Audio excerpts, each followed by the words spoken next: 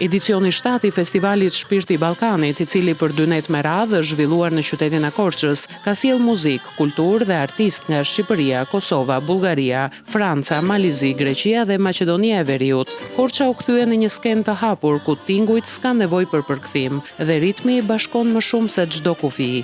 Në natën e dytë të këtij edicioni ka pasur të tjera surpriza dhe bashkëpunime mes grupeve të ftuara, ndërsa një vend të rëndësishëm ka zënë edhe performanca e të gjitha grupeve pjesëmarrëse në pazarin e vjetër të Korçës. Do të kemi një performancë nga grupi më i madh ballkanik, i cili është një bashkëpunim midis Rumanisë, Bullgarisë dhe Maqedonisë.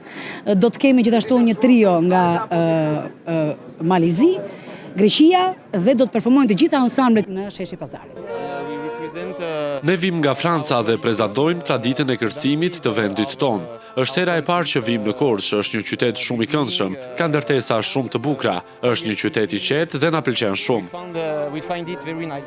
Festivali solli në skenë grupe folk dhe jazz me frymë ballkanike që i dhan tingujve identitet, thellësi dhe shpirt, sepse Shpirti i Ballkanit është më shumë se një festival, është një përqafim kulturash, një thirrje për të festuar atë që na bashkon.